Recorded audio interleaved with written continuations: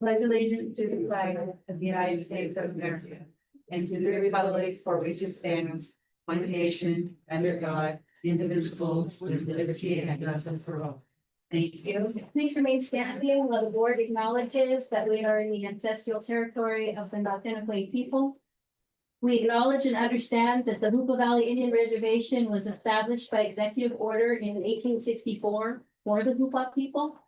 We acknowledge that in the 1980s, that was reaffirmed in the Hoopa Yurok Settlement Act. As a state entity, our board and our staff understand, and we acknowledge that we are guests here. And as guests, it's our duty to behave responsibly and respectfully. Thank you.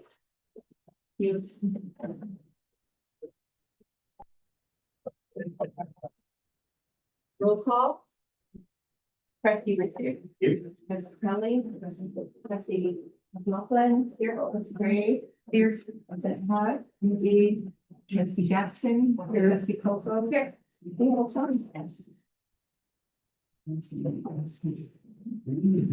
Dana, do we have any necessary changes to the agenda? Just to add to that item, please.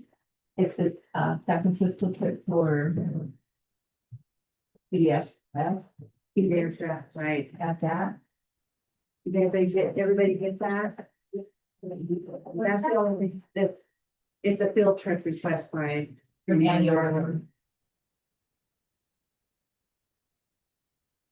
okay. Anything else? I think everything else was already had a place setting. Right, all but this one's on there, but it have it attached, so just put it on. What is that? It's just that action item. Yeah, we did that. It's already on the agenda. Would I hear a motion? What are we adding? We're adding women's travel, field trip request. I don't know about file line though. Is that good? That's okay, I'll use this.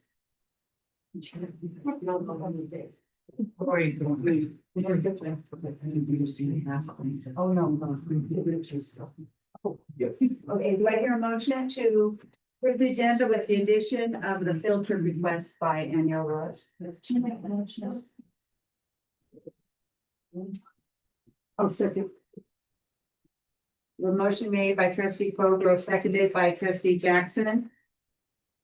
To approve the agenda with the addition of a field trip request. All in favor? Any opposed? Hearing none. Motion is approved.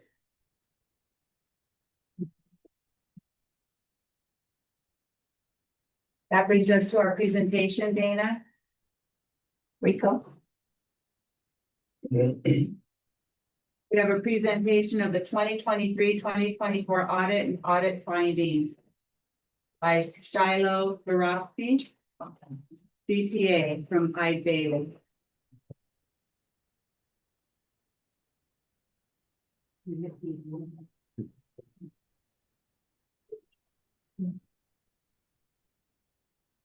Can everybody hear me okay?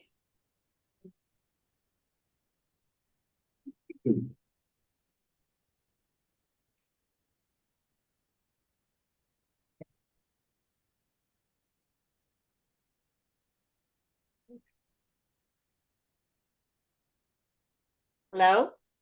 Oh, We can hear you, we just can't see you real good yet, but we will. okay.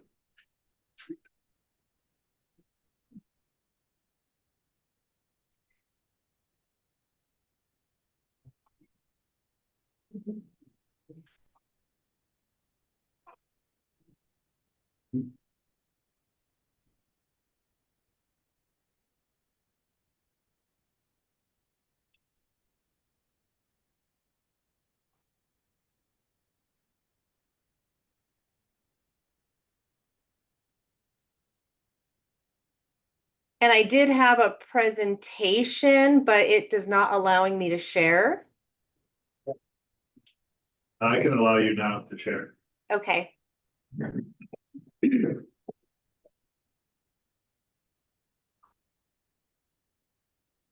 Do our streams come out? No, they don't pop out. Go ahead and try it again, Shiloh.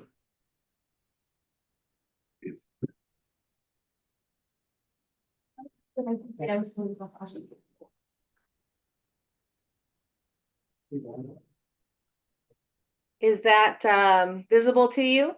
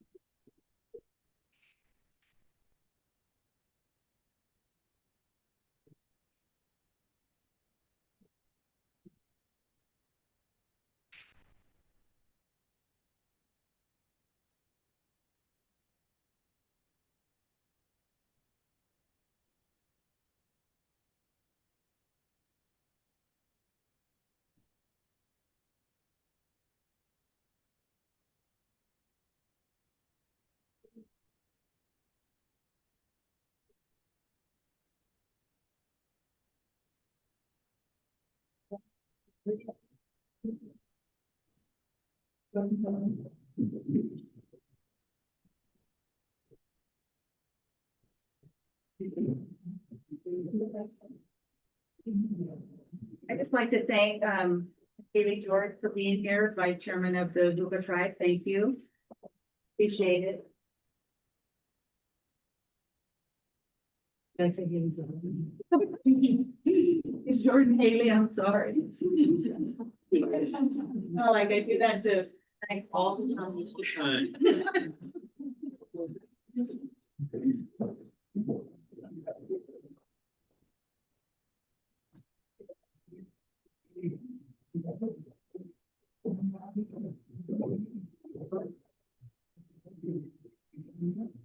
I think they're ready for you, Shiloh. Okay. So I think I have shared the screen that I wanted to share. Is everybody able to see the beginning of the PowerPoint presentation? Yes. All right.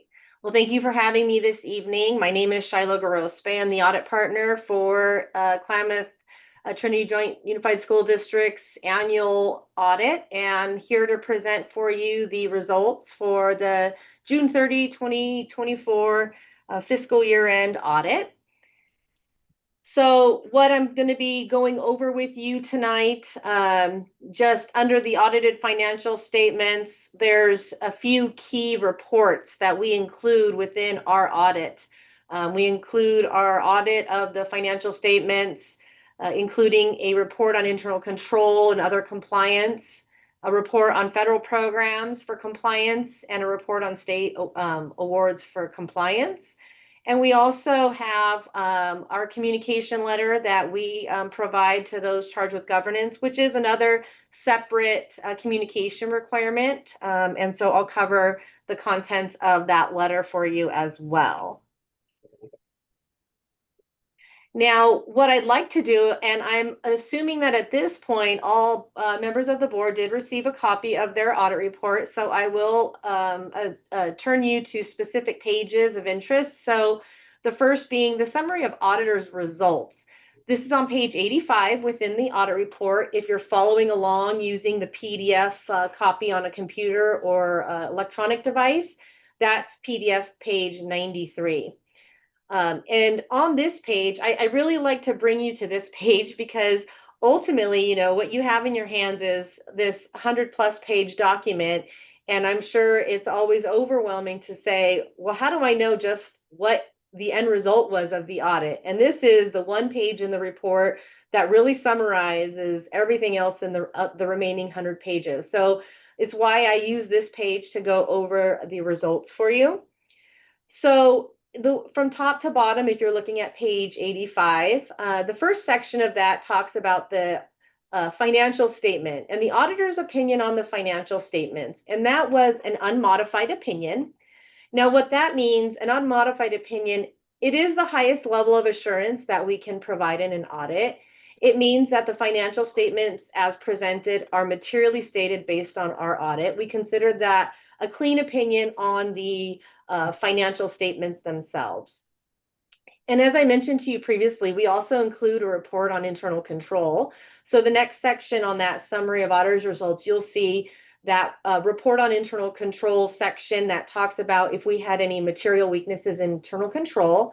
And we did report a material weakness in internal control. I've referenced here that if you it's finding 2024-001, which follows on the very next page after your summary of auditor's results. And we did not report any significant deficiencies in internal control. Now, there is a difference in a significant deficiency versus a material weakness. The finding at 2024-001 was classified as a material weakness because it does impact the financial statements in the sense that there was audit adjustments. So a material weakness is essentially defined as something that materially impacts the financial statements. So that is related to those audit adjustments. And then under the federal awards, we are required every year to perform a specific procedures on federal programs based on the uniform guidance that's produced by the federal government every year. So our auditor's opinion was unmodified on compliance with respect to the federal programs. We didn't have any material weaknesses or significant deficiencies in the internal controls reported specific to your reporting of federal programs. And then we also identify here for you what program was subject to that audit. You have more than one federal program under the federal requirements. There are specific criteria on the programs requiring audit. And in your case, that was your impact aid program. And as you all know, that is one of the largest programs that you operate that receives federal grants money. So that's why it becomes subject to audit.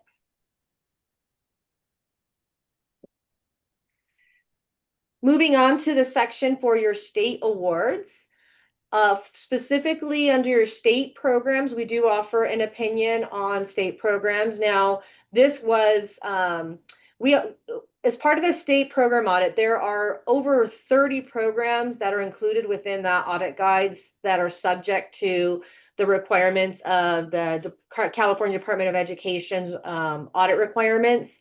And we opine on those programs on a program level. So how we do that is all of what it says is the opinion was unmodified for all programs except for the following, which we had qualifications on. So as you remember, I said unmodified, clean opinion, except for the following listed here that were qualified, which means we did identify some level of non-compliance related to the programs that are listed here. And I've put those finding references for you as well.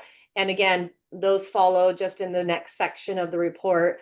So expanded learning opportunity, attendance immunizations, school accountability report card, comprehensive safety plan, and after-school education and safety programs. Different levels of issues with those programs, not all of which have necessarily a financial impact to the district. But nonetheless, the way that the state audit guide works is there's very specific procedures we have to perform, and if we have any issues, then we have to write the findings. So you'll see the details there, but you should, as you look through that, you'll be able to kind of see how some of those really don't have a significant impact, while others might have a greater impact to you.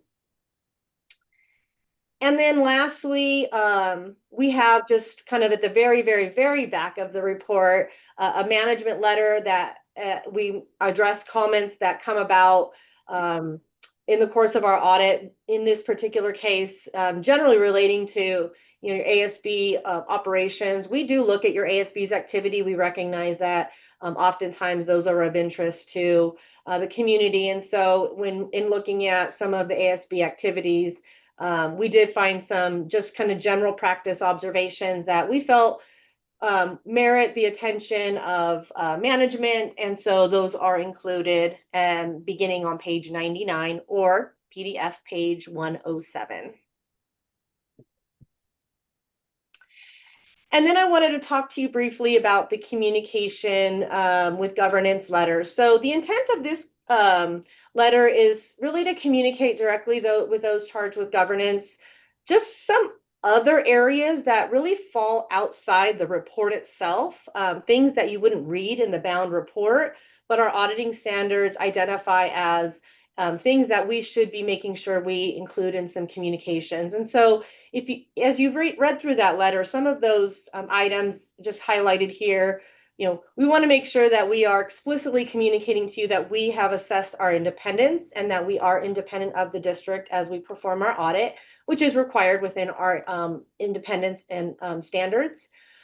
We have a section where we talk about significant risks that are identified. I have a slide on that after this, so I'm going to pause to kind of go into details on that. I get a lot of questions on that, generally speaking, so I've committed a slide to that for you. We talk about whether accounting policies that are implemented have been implemented appropriately. We tell you about significant estimates in your financial statements. Specifically, STRS and PERS pension liability that's reported is considered a significant estimate. If we had difficulties or disagreements with management, which we did not have any, we disclosed to you any of the audit adjustments, whether those were corrected misstatements or audit adjustments, and if we had any what we refer to as uncorrected misstatements, and those would be things that maybe didn't quite reach the threshold that of materiality for us that they required an adjustment, but we still wanted to let you know that we have those uncorrected misstatements identified as well. If we had any disagreements with management, I think I have that on there twice, I apologize. If we are aware of management consulting with other auditors, we look at that as maybe opinion shopping. They don't like what we heard and they might want to try to get a different opinion. We're not aware of that. And if there's anything else significant that comes up, as you can see, a lot of this relates to just the interactions and things, like I said, you wouldn't see within the audit itself. And with that, we didn't have any other significant matters that needed to be communicated. So as I mentioned, I wanted to just touch a little bit more on just what we mean by significant risks identified. So with this particular one, I know it sounds alarming when you say, oh my gosh, there's these risks out here with my district. And in our audit world, these items really represent risks that are significant in all audits. It's just inherently an area where we know there is the potential for material misstatement because of the nature of the item. And so again, we look at these items, these risks, as inherent risks in all audits. And our responsibility as auditors is to communicate with the board that as part of our audit planning process, we're required to identify and then address those risks within our audit. And so we have to develop procedures that ensure that if these that there's no underlying outcome that would be detrimental to the district as a result of these risks existing. So, for example, when we talk about management's ability to override controls, that's just inherently there in all audits. So what we do is we perform tests of journal entries for your organization to determine if any abuse actually occurred. Now, had there been abuse, then you would see findings that would really kind of relate back to these significant risks. And that probably would have resulted in maybe additional communication. So despite the fact that we're saying these risks exist, we're not saying that you had any specific problems in these areas. Revenue recognition is always inherently a risk that, the potential to either overstate or understate revenues if you're having some challenges in your financial reporting. We address that by testing all significant revenue sources to make sure that amounts are reported accurately. So we really do a lot of heavy testing of revenue transactions that are reported. And then, as I mentioned previously, your pension liability, it's considered a significant risk because it is a significant estimate, and we are addressing that through our reliance on the plan auditor. So the auditors for STRS and PERS, they're the ones who determine the proportionate share calculations. And so our reliance on their work is really how we address that risk. And so, in the event that as I mentioned before, in the event that any specific issues arise during any of those procedures, there'd be some corresponding finding in the report that would have basically been a finding to say there's journal entries aren't being appropriately posted, whether there were errors, things like that. You would see that if there was any findings. So otherwise, this communication really just notes that these risks were addressed in our audit. So hopefully that alleviates some of what might have been some questions, because I always get questions on that one. I thought that slide would help take care of that up front. I'm happy to pause here for a minute and take any questions if there are any. Or if you have any questions, I have questions, but they're not, I don't think the auditor could get answers. Yeah. Okay. Okay. So on the management override of control, significant risk. And it talks about overstating. Is that the finding that we had? Is that part of that? We had a finding of overstating of $1 million or something to that effect? No, it's not. So I think you're talking about the audit adjustment specific to the ELOP program. So essentially, and that's a really good question. So it doesn't relate to those risks in that respect. That finding is specifically a result of the amount that was not spent from a previous year, because the program didn't operate at the full compliance requirements, I think, when it was initiated. Plus, there was a period of performance related to the monies that had been received in like year 1 and year 2, where I think a lot of districts, ultimately what happened is a lot of districts had a hard time getting that program off the ground. And then somewhere along the lines, CDE came in and said, well, now we're going to put a period of performance on, availability and spending of those monies. So if you don't spend those prior year monies by this date, it's use it or lose it. So I think some of that guidance from CDE might have even come out a little bit late. So a lot of districts found themselves in this position where, they had a hard time getting the program up and running, and then this deadline to spend came about. So people were scurrying, trying to figure out how they were able to either get the program up and running, or a year later, the state was going to come back and take those monies back. So that audit adjustment, the big portion of it, the $937,000, is specifically related to the money for that ELOP program that the district was not able to spend before the spending deadline hit, in light of all those circumstances. So I don't look at that as that wasn't an intentional attempt to misstate your financial statements from a revenue perspective, or management's intentional misrepresentation. I think that was circumstance of what information was available, the rapidly changing rules regarding the program, and the district's ability to get it operational.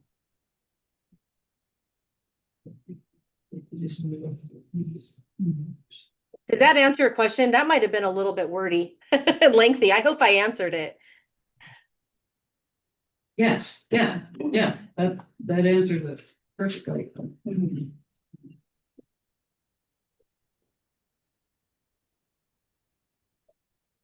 Any other questions?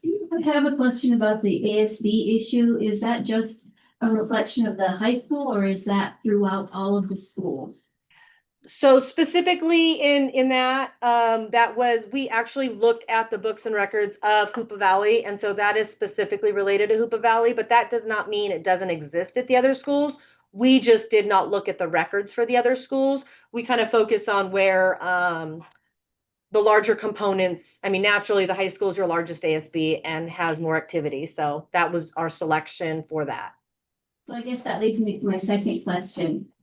when we're looking at our audit, then we're not actually looking at every site and, you know, line by line, we're just, Correct. So, all right, that makes sense. yeah.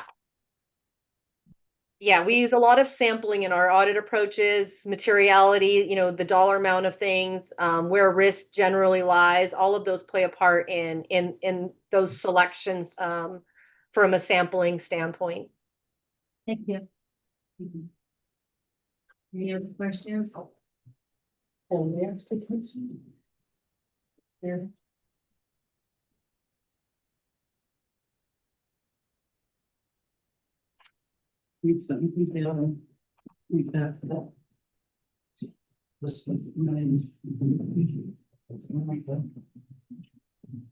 Okay. Okay, you can go ahead and proceed to the next part of your presentation. I don't. I think that's it.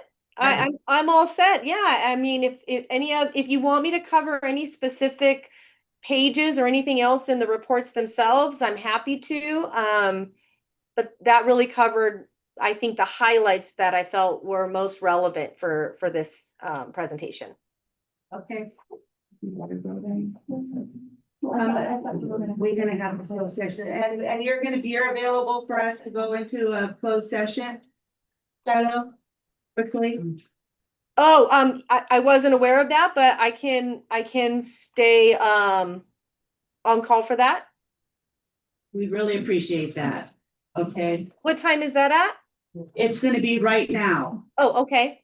We're gonna do this part of closed session and then we'll continue with the rest of our agenda so that we don't keep her hung up. Is that okay with everyone? And then we'll. So if we could get everyone to go ahead and leave the room, I'm sorry, we only have this. Is there a not violation? No, we're gonna come back for but we just want to get her off I the. understand that it is a Brown Act violation. You're supposed to have comment on closed session before you go into closed session. And what is this agendized as? Well, we can do your code, Shiloh, can you go ahead and hang on if you don't mind, and we'll just do closed session and comments, and then we'll call you. Sounds good. So I'm just going to stay here, correct? Sure. Okay, Trish Cisneros. Well, she's gonna come right here. Well, they're voting. There. I'm good. Let me pull up my comment. And thank you. So good evening. I'm Trish Cisneros, president of CSEA chapter 347. I'm speaking on closed session item regarding personnel matters under government code 54957. I want to take a moment to acknowledge something that many of us found deeply disturbing. Signs were posted on district and tribal property listing the names of staff and leaders who supported votes of no confidence. This wasn't random, it was targeted, and it was retaliatory. These signs reflect the exact environment we've been describing for months. One where intimidation replaces dialogue and where people who speak up are singled out. Let me be clear, this is not about personal attacks at all. And it certainly is not about race. Any attempts to reframe our legitimate concerns as racially motivated are harmful, not only because they're false, but because they insult the many Native staff, community members, and administrators who have been a part of this movement and have themselves experienced retaliation. The audit is important, but it's not the only issue. The signs prove that the problem goes beyond numbers. This is about culture, about safety, trust, and leadership, and it should be centering students, not power. I've submitted a letter on behalf of CSEA 347 for the record tonight. We're calling on this board to condemn the signs, protect the rights of staff to speak freely, and stay focused on what matters most, our students and the people who serve them. We will not be intimidated, we will not be distracted, and we will keep showing up because these students deserve so much better. Thank you. Thank you.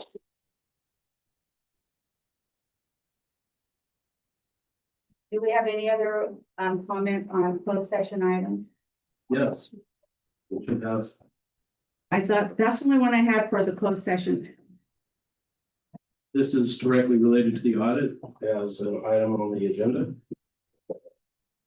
I identified it as that on my. Well, this is just the presentation. We have the approval of the audit and the findings later in the agenda. So that's On not action item. in closed session then, No, so I can't comment on the thing that you're about to do in closed session. you can comment if you want now, Mr. Anderson, for 3 minutes. I mean, I'm just saying you had another issue on here that's not closed I session, but identified it as number 11. I thought that was what the audit presentation was. no, the audit presentation is now, but go ahead. Okay, forgive me for getting the number wrong on that. I was trying to get through this quickly. Good evening and thank you. My name is Robert Anderson, Hoopa Valley High School teacher of 16 years, co-president of the Climate Community Teachers Association. The audit presentation, I'm sure is fine. The framing effect is something that I'm concerned with though. Current controversy is not about a single audit summary that was misunderstood by some people who way overreacted and didn't know what they were looking at. That is not what we have been saying for months. That's not what the majority of the district's employees have been saying for months. This is a moment, and the audit summary, which is definitely part of the audit, was not submitted to the board and the public for 2 years. We're curious about why. The audit summary errors in misstatements totaled up to $1.2 million. As a frame of reference, the audit summary for HCOE on the same year totaled to just $175,000. Our errors are 5 times higher. I'm not sure we're comparing apples to apples. I don't know the size of their budget, but it is something that we'd like to draw to the attention when we're looking at this. And just like Mrs. Snero said, this is just one of many items, including monies that were unspent, information that was not shared, and a culture of retaliation. Thank you.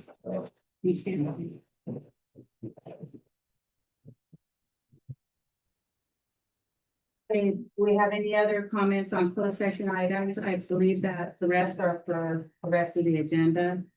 Hi, I'd like to talk about this, please. So I had some things I wanted to share to you from our legal department, so you guys have something to talk about when you get in closed session. One of the things is, why does the summary matter? So what he said was the audit summary serves as a critical role, is a distilled version of the full audit that 1, highlights the most important issues, 2, communicates risk in a format accessible to non-accountants, and is intended to equip decision makers like the school board with a clear understanding of what needs attention. That's why it's important. So omitting this statement from public disclosure, especially one that was addressed to the board, meant that trustees may have been unaware of major financial risk involving their own district's leadership. Number 2, the nature of the risk is profound. This isn't a technical accounting issue, it's a governance issue. That directly implicates the possibility that management could bypass controls to manipulate records or conceal wrongdoing.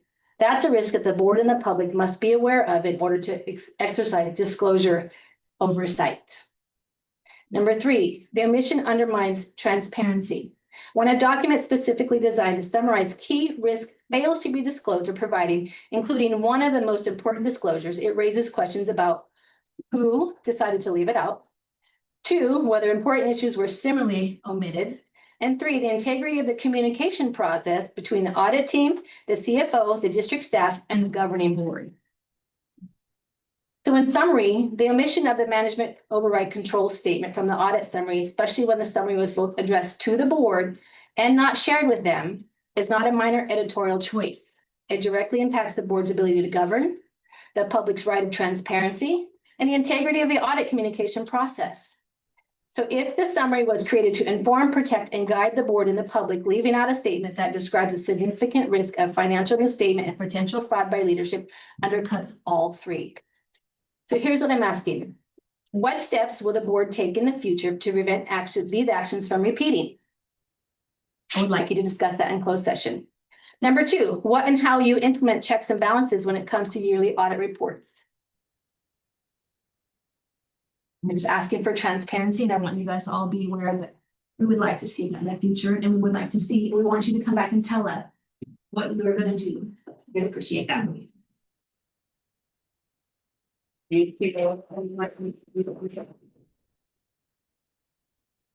Okay, thank you.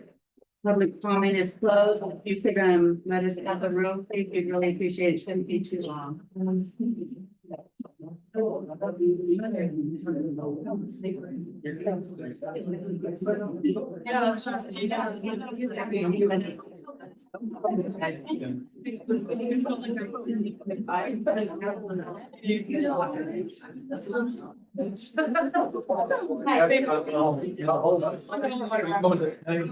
I'll mount the battle.